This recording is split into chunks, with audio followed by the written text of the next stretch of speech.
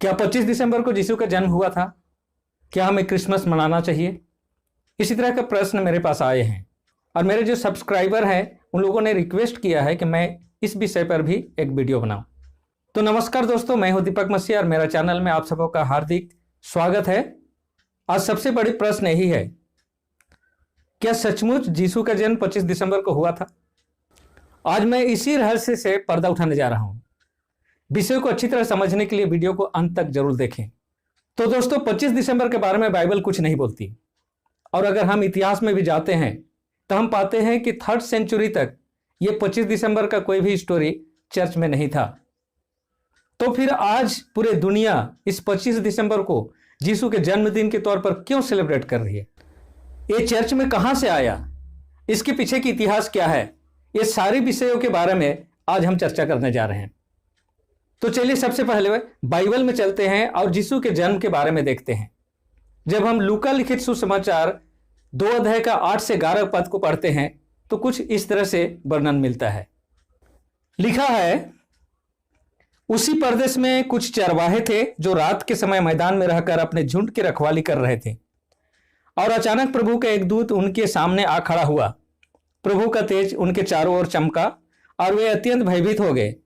तब स्वर्गदूत ने उनसे कहा, डरो मत, क्योंकि देखो मैं तुम्हें बड़े आनंद का सुसमाचार सुनाता हूं जो सब लोगों के लिए होगा, क्योंकि आज दाऊद के नगर में तुम्हारे लिए एक उद्धारकर्ता जन्मा है और यही मसीह प्रभु है। दोस्तों, इन वचनों से हम यही पाते हैं कि जब यीशु का जन्म हुआ तो उसी प्रदेश में कुछ चरवाहे थे। वे रात के समय अपने भेड़ों के साथ पहरा दे रहे थे। अब हमें जानने की जरूरत है कि क्या यह दिसंबर का महीना था? यदि हमें किसी तारीख के बारे में जानना हो तो हमें कैलेंडर की जरूरत पड़ती है और आज की तारीख में जिस कैलेंडर का हम लोग व्यवहार करते हैं वो ग्रेगरी कैलेंडर है, जिसे पोप ग्रेगरी ने बनाया था। लेकिन अगर बाइबल के विषय को हमें जानना है तो हमें बाइबल कैलेंडर को देखने की जरूरत है और यह बाइबल कैलेंडर वही कैलेंडर है जिसे हिब्रू कैलेंडर के नाम से भी जाना जाता है। तो दोस्तों, चलिए देखते हैं कि हिब्रू कैलेंडर का कौन सा महीना ग्रेगरी कैलेंडर के कौन से महीने के साथ मैच करता है। हिब्रू कैलेंडर का पहला महीना निसान है, वह रिप्रेजेंट करता है मार्च और अप्रैल को। दूसरा महीना ईयार रिप्रेजेंट करता है अप्रैल और मई को। तीसरा महीना सिवान है जो रिप्रेजेंट करता है मई और जून को। चौथा महीना तामुज जो रिप्रेजेंट करता है जून और जुलाई को। पांचवा महीना अब जो जुलाई और अगस्त को रिप्रेजेंट करता है। छठा महीना इलुल है जो अगस्त और सितंबर को रिप्रेजेंट करता है। सातवां महीना तीसरी है जो सितंबर और अक्टूबर को रिप्रेजेंट करता है। आठवां महीना हेसवान है जो अक्टूबर और नवंबर को रिप्रेजेंट करता है। नौवां महीना किस्लेव है जो नवंबर और दिसंबर को रिप्रेजेंट करता है। 10वां महीना तेबेत है जो दिसंबर और जनवरी को रिप्रेजेंट करता है। 11वां महीना सेबात है जो जनवरी और फरवरी को रिप्रेजेंट करता है और 12वां महीना आदार है जो फरवरी और मार्च को रिप्रेजेंट करता है। जब हम दिसंबर महीने को हिब्रू कैलेंडर के साथ मैच करते हैं तो हम पाते हैं हिब्रू कैलेंडर का जो 9वां महीना किस्लेव है वो दिसंबर को रिप्रेजेंट करता है। चलिए हम बाइबल से पता लगाते हैं कि ये हिब्रू कैलेंडर का 9वां महीना किस्लेव है। क्या इसी महीने में यीशु का जन्म हुआ था? इस 9वें महीने के बारे में एजरा की पुस्तक में एक घटना को पाते हैं। तो चलिए एजरा की पुस्तक में जाते हैं। जब हम एजरा की पुस्तक 10 अध्याय को देखते हैं तो यहां पर एक घटना है। एजरा और नेहमिया के साथ 50,000 यहूदी यरूशलेम लौट कर आए हैं और उनके बीच में कुछ समस्याएं हैं। उन समस्या का समाधान के लिए यरूशलेम में इस 9वें महीने में मीटिंग बुलाया गया है। तो चलिए उन वचनों को देखते हैं। जब हम 9 पद को पढ़ते हैं तो कुछ इस तरह से लिखा हुआ है, अतः यहूदा और बिन्यामीन के सब पुरुष उन 3 दिन के भीतर यरूशलेम में इकट्ठे हुए। यह तो 9वें महीने का 20वां दिन था और सब लोग परमेश्वर के भवन के सामने खुले चौक में बैठे थे तथा भारी वर्षा के कारण कांप रहे थे।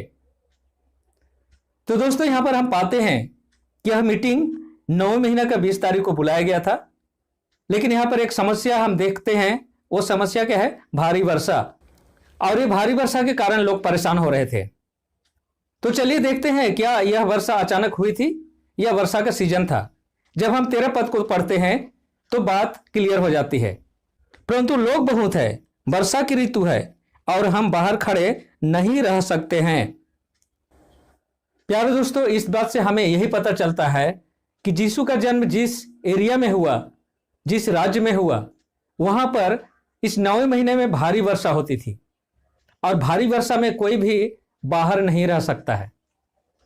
क्या सिर्फ भारी वर्षा होती थी?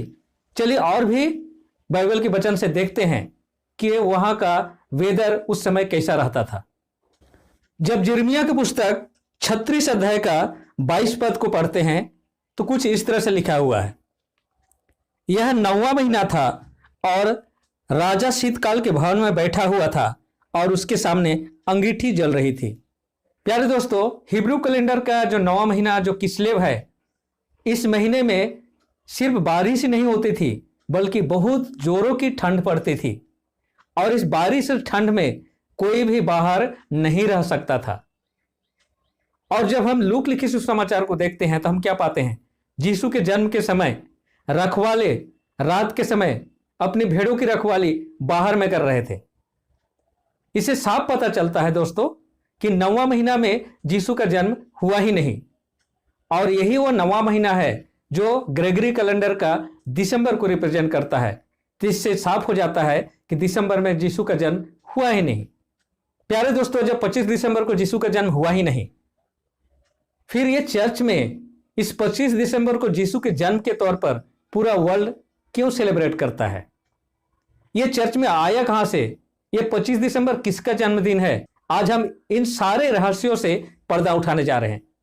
जब हम इतिहास में जाते हैं तो यह उस समय की घटना है जब 3rd सेंचुरी में रोमन राजा कॉन्स्टेंटाइन क्रिश्चियनिटी को अपनाता है और अपने राज का राष्ट्र धर्म बनाता है। और उस समय बहुत सारे जो आइडल वर्शिपर थे वो क्रिश्चियनिटी को अपनाने लगे, क्योंकि क्रिश्चियनिटी एक फैशन बन गई थी।